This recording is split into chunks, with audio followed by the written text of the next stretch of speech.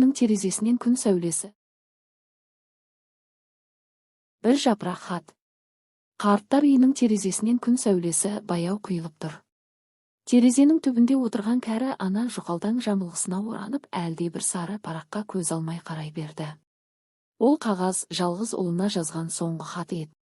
Балам, сен есіңде ме, кішкентай кезіңде ауырып, түнде шырылдағанда мен қанша күн ұйықтамадым. Сол кездерді енді сен есің аласың ба? Қазір менің ішім шымырлап ауырады.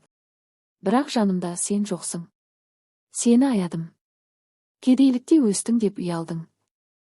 Бірақ мені осы жерге тастап кеткеніңде бір ауыз сөзде айтпадың. Ең болмаса неге үндемедің, балам? Сол күн мен үшін тірідей көмілген күнім болды. Сені күтіп отырмын. Мына сары хатты мен саған оқысын деп сақтап келем. Бірақ өзің келмедің. Түн ұзақ. Жанымда ешкім жоқ. Бір ғана тілек, бұл хат саған жетсе екен. Кәрі ана көзінен аққан жасты сүртіп, хатты орап, жастығының астына тығып қойды. Түн тыныш болғанмен, ана жүрегі тыныш емес еді.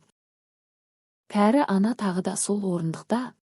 Терезенің ар жағынан күздің салқын лептері соғып тұр. Бөлме ішінде үнсіздік. Тек қабырға сағатының тықылы ғана естіліп тұрады. Ана жастығының астындағы сарғайған хатты қайта алып шықты. Сол баяғы, ешкімге оқылмаған, тек жүрегімен ғана сөйлескен хаты. Хаттағы әрбір әріп көз жасымен жазылған еді. Мен сені жек көрмеймін, балам, деп сыбырлады ол, хатты қайта оқи отырып. Мен тек неге бір ауыз жылы сөз айтпадың деп қынжыламын. Ана есіне алды. Соңғы рет баласын көрген сәтті. Сол күні ол үнсіз келіп, қолына бір сөмке киім беріп, ештеңе айтпастан теріс айналып кеткен. Қатты ауырып жүрген ана баласынан бір ғана сөз күткен. Анашым, бәрі жақсы болады деген бір ауыз жұбату. Бірақ сол сөз айтылмады.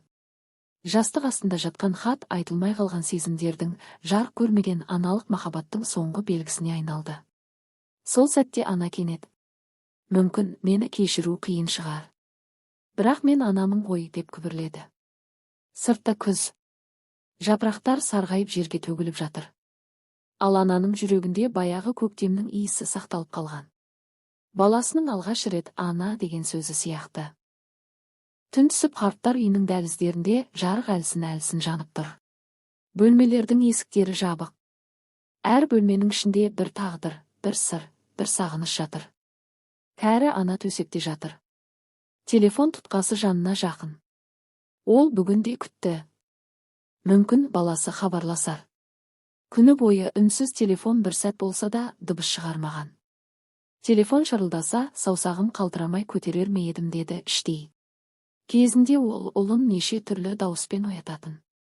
Ән айтып, ертегі айтып, тіпті ауырып жатса да күліп, күлдіріп жіберетін. Енді сол ана өзінің ұлынан бір ғана қоңырау күтетін күйге түскен. Ол қабырғаға ілінген ескі сағатқа қарады. Түнгі 11. Уақыт тоқтап қалғандай. Сағат тықыла, оның жүрек соғысына айналғандай. Кенет ойына бір көрініс келді. Ұлы мектепке алғаш барған күні, мұғалімдерге «Анашым, менің бәрім» деп мақтанышпен айтқаны. Ол сәт енді сағымға айналды. Қанша түн өтті, қанша күн кетті, бірақ сол бір қоңырау соғылмады. Ол неге үндемейді? Ұялып жүрме? Қиналып жүрме? Әлде ұмытты ма?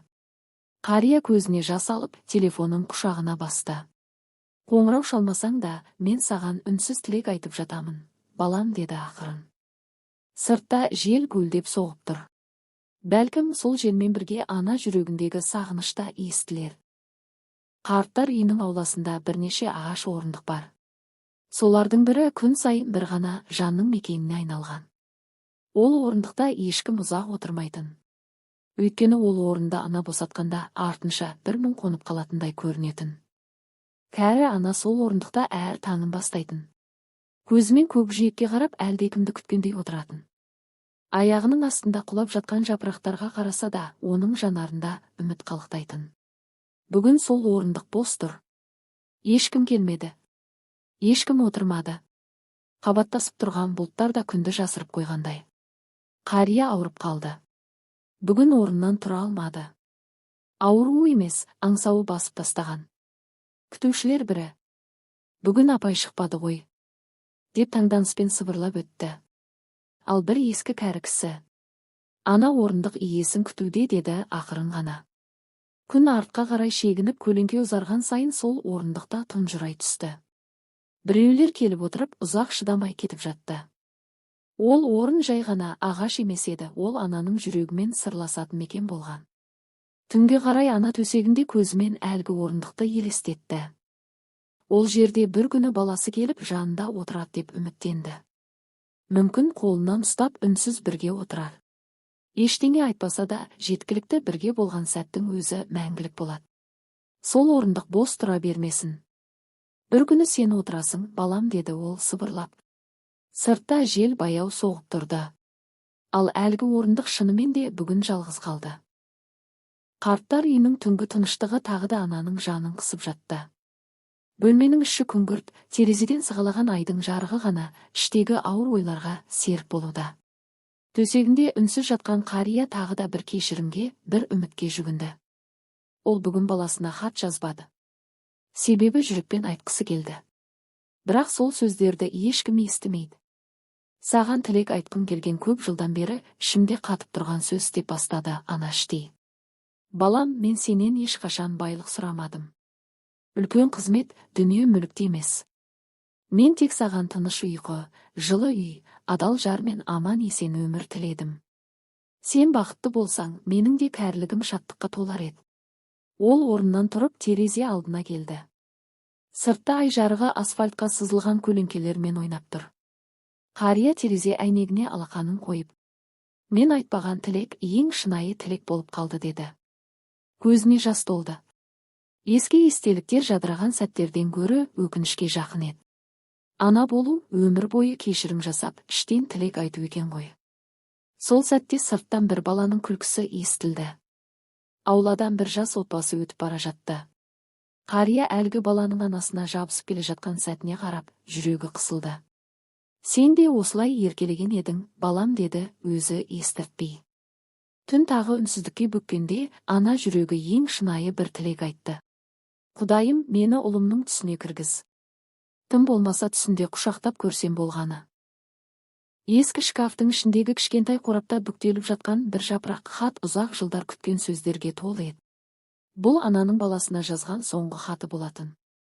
Хаттың қағазы сарғайған, әр жолы дірілдеген саусақпен жазылғаны көрініп тұр. «Балам, сені сағындым. Күн сайын сенің дауысыңды елестетем. Сен еркелегенде шыққан күлкің, мені анашым деп айтқан үндерің бәрі жүрегімде. Саған өкпем жоқ. Тек бір рет құшақтасаң болғаны. Саған тек амандық тілеймін. Сен менің өмірдегі ең асылымсың. Мені кешір, сені жалықтырып алдым ба деп ойлаймын кейде. Бірақ ана жүрегі ешқашан өшпейді. Қош бол, балам. Мен әрқашан жанында болам. Жан тәніммен сүйем. Қартайған анаңнан бір тілек, мені соңғы рет түсіңде көруіңді тілеймін». Хат соңында жазылған кішкентай жүрек бейнесі ананың махаббатының символындай. Сол күні қарттар үйінің дәлізінде ауыр үнсіздік орнады. Дәрігерлер асықпай бөлмеге кіріп, тыныстап жатқан ананың мәңгілік ұйқыға кеткенін білді. Ол көзін жұмғанда жанарында тек үміт болды. Үміт, баласы бұл хатты бір күні оқиды деген.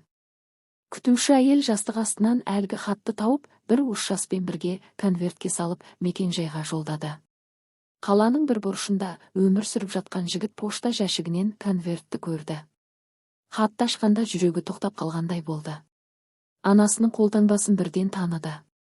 Жанарынан жас ыршып кетті. Кеш болды.